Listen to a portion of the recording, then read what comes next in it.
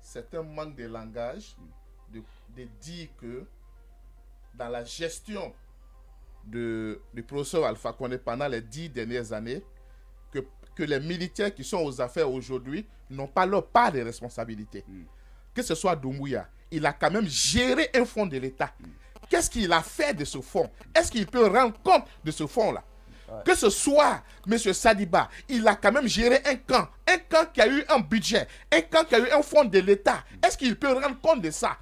Que ce soit d'autres responsables du CNRD, est-ce que eux aussi, qui ont participé, mais pleinement dans la gestion, dans la gestion d'Alpha Condé pendant 10 ans, qu'est-ce qu'eux aujourd'hui ils ont à dire au peuple de Guinée? Quelle est leur responsabilité?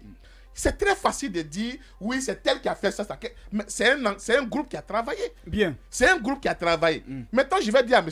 Djoumensi, le peuple de Guinée veut voir ces milliards physiquement. Que la CRIEF nous dise, oui, sur le compte de tel ministre ou bien sur le compte de tel directeur, on a retrouvé tel nombre de milliards. Comme l'a fait avec Dioma. Si cela vient de... Exactement, si cela provient de la CRIEF, c'est plus facile. Mais chacun a des milliards dans son esprit.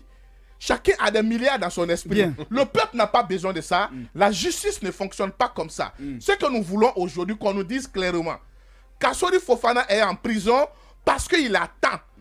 Mais pour nous, militants du RPG, nous sommes convaincus que c'est après la convention qui a porté M. Kassori Fofana à la tête du RPG que le CNRD s'est dit, si on reste assis sans réagir, ce monsieur, 1 mois, 2 mois après, il va devenir plus fort et on ne pourra plus rien contre lui. Sinon, le RPG a organisé sa convention en ville, à quelques microns du palais Mohamed V. Les gens ont cru que le RPG allait taper poteau. Ils ont cru qu'on allait échouer. Bien. Écoute, je finis très rapidement, parce qu'avant la convention, ils ont envoyé des émissaires sur le terrain, en Haute-Guinée, partout, et ces émissaires les ont dit que non, on n'existait plus, le RPG n'existait plus. Mais comme ils ont compris que on reste debout et on vit, cela les effraie. Bien. Il faut maintenant couper la tête du serpent. On vous a largement compris.